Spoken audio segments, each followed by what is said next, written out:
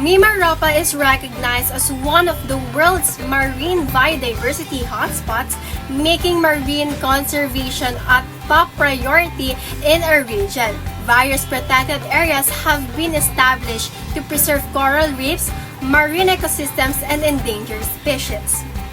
In Coron, strict regulations helps protect famous shipwreck dive sites and coral reefs from damage caused by irresponsible tourism activities. Marine Protected Areas or MPAS also prohibit destructive fishing practices such as a dynamite fishing, a cyanide fishing, which can severely harm marine habitats.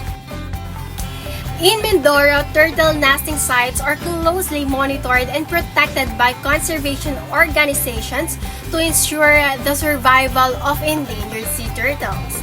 Additionally, divers and snorkelers are required to follow responsible tourism guidelines, including contact with corals and not disturbing marine animals.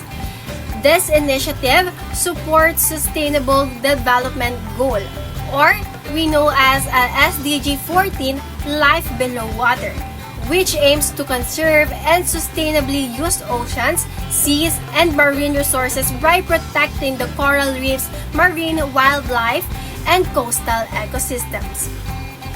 MIMAROPA helps maintain biodiversity, supporting local fishing communities, and ensures that future generations can continue to benefit from healthy marine ecosystems. Environmental education plays an important role in promoting responsible tourism behavior among visitors and local communities. Before entering protected sites, tourists are given mandatory orientations by tour guides to explain environmental regulations and conservation practices. Visitors are educated about endangered species, coral reefs protection, and local environmental laws to encourage responsible actions during their stay. Schools and community-based programs also teach students about conservation, sustainability, and ecotourism, helping develop the environmental awareness from an early age. Furthermore, signages placed in tourist destinations to remind visitors to follow important rules such as do not littering, do not touch corals, and do not disturb wildlife. These efforts contribute to SDG 4, Quality Education, and SDG 12, Responsible Consumption and Production. Through environmental education, people can gain the knowledge and awareness needed to make sustainable choices. Responsible tourism practices help reduce environmental impacts, protect natural resources, and encourage visitors to become active partners in conservation efforts. Ilog ng mga ulap, hinihipan ng hangin, uni ng mga ibon. One of the most important sustainable tourism practices in MIMAROPA region is strict environmental protection and visitor management. These efforts help preserve natural resources while allowing tourists to enjoy the region responsibly. In Puerto Princesa Underground River, a carrying capacity system is implemented. Only a limited number of visitors are allowed each day to protect the cave's limestone formations, bots, and unique ecosystem.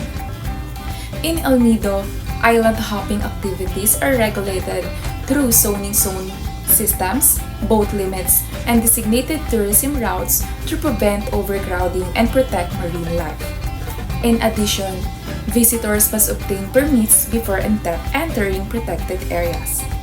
This helps ensure that fragile ecosystems are not overloaded by tourism activities. These practices support the United Nations Sustainable Development Goal 15, Life on Land, which focuses on protecting ecosystem and biodiversity. They also contribute to SDG 14, Life Below Water, by helping conserve marine environments. Through responsible tourism management, MIMAROPA is able to protect its natural treasures for future generations while promoting sustainable development. Another important sustainable tourism practice in MIMAROPA is the protection of cultural heritage. Sustainable tourism is not only about protecting nature but also about preserving the traditions and identity of local communities. One example is the Marianas Festival in Marinduque, which showcases the province's rich history and culture while attracting visitors. Tourism activities in the region also promote local crafts, traditional foods, and cultural performances, providing opportunities for local communities to share their heritage. In addition, communities are encouraged to preserve their indigenous practices and traditions rather than replace them with modern influences. This helps keep their culture alive for future generations. These efforts support the United Nations Sustainable Development Goal 11, Sustainable Cities and Communities, which promotes the protection and preservation of cultural heritage. Through cultural preservation, MIMAROPA strengthens its unique identity while creating meaningful experience for tourists.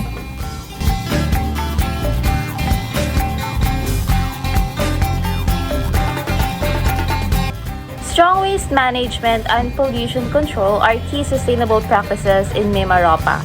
The region emphasizes proper waste segregation, recycling, and responsible disposal of garbage to minimize pollution in communities and natural areas. Local governments implement solid waste management programs while communities actively participate in recycling and composting initiatives. Organic waste is often converted into compost, which not only reduces landfill use but also supports agriculture and gardening in local areas. In addition, awareness campaigns play a crucial role in educating residents and visitors about the importance of keeping the environment clean. Regular cleanup drives, river and beach monitoring and advocacy programs help maintain the region's pristine landscapes. These efforts protect biodiversity, prevent environmental degradation, and ensure that natural resources remain safe and accessible for future generations while also promoting a healthier living environment for the people of MIMAROPA. MIMAROPA also promotes eco-friendly infrastructure and green tourism facilities to support sustainable development in the region. Many resorts, lodges, and tourist attractions adopt environmentally conscious designs using locally sourced, renewable, or recycled materials. Energy-efficient lighting, solar power, and water-saving systems are increasingly common, helping reduce resource consumption and minimize environmental impact. Such practices ensure that tourism activities harmonize within the natural surroundings instead of harming them. Green tourism in MIMAROPA also includes transportation options that lower carbon emissions, such as bicycles, electric tricycles, and walking tours. Eco-friendly facilities often blend seamlessly with forests, beaches, and wildlife habitats, providing visitors with a safe and enjoyable experience while preserving a natural environment. Kaya